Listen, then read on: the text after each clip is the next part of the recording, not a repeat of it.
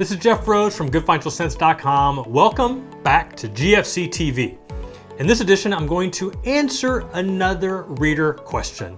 Now, if you have a financial or any sort of money-related question, you can head on over to GoodFinancialCents.com/ask. Ask away. I'm happy to answer. Look forward to getting your question. So today's question comes from Taylor, and Taylor asks, what do you advise as the quickest and most efficient way to pay off credit card debt? My husband and I bought a house almost 2 years ago. After being anti-credit card for 4 years, our mortgage lender recommended we each open up one to boost our credit score and in turn lower our interest rate. Unfortunately, we followed her advice and now we have maxed out our credit cards, totaling roughly $7,000 in credit card debt. It's causing a huge financial strain on our marriage to pay them more than the minimum payment each month. What do you suggest? Well, Taylor, I just want to say thank you for asking this question because I know that there are other couples out there that are dealing with the exact same issue of credit card debt. And then I know it's also causing a financial strain on their marriage. So I'm thankful for you to ask this question to put yourself out there. So the first thing that you have to do with your spouse is you have to get on the same page. You both did this based on advice that could be considered questionable, but realize, don't start pointing fingers at each other and saying, oh, it's your fault that we opened this credit card. It's your fault that we have this debt. You have to get on the same page. The second thing you have to do is that you have to establish some sort of plan how you're going to pay this debt off. So if you figure if you're paying an extra $300 a month towards this $7,000 credit card debt, you could be done with this debt in less than 2 years. So maybe you can't swing $300, maybe it's less, or maybe you can do more. Whatever that is, figure out what that timetable is and when you're going to pay this off.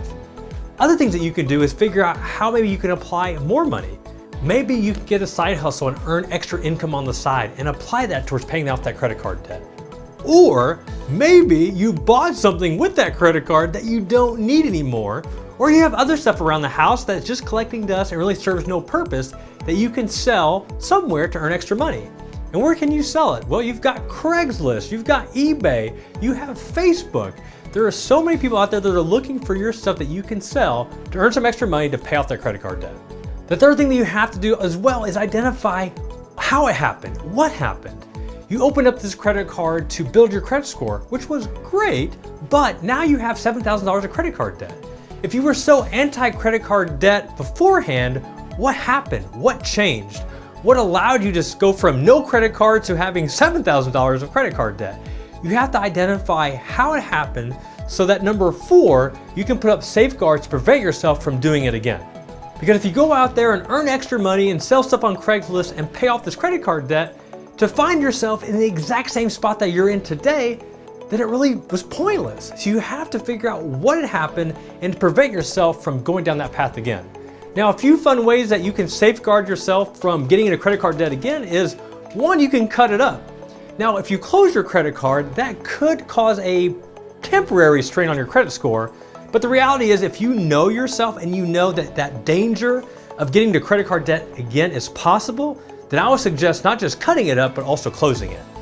But if you know yourself, you recognize, hey, we need this credit card just so that we can get reward points or just as emergency purposes, then the second thing that I would suggest is to not carry the credit card with you. Do not keep it in your purse, do not keep it in your wallet. That way you're not tempted when you're shopping or at some department store that you're whipping out your credit card to make some unnecessary purchase.